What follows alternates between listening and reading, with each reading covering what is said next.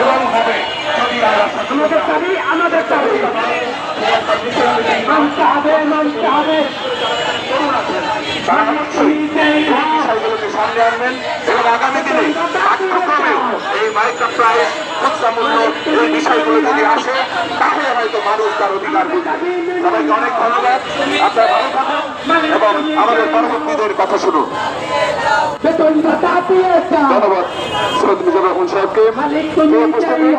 আমরা আমাদের অনুষ্ঠানের প্রায় শেষ পর্যায়ে গ্রহণ করছেন এবং ঢাকা ব্রিগেডিয়ার জেনারেল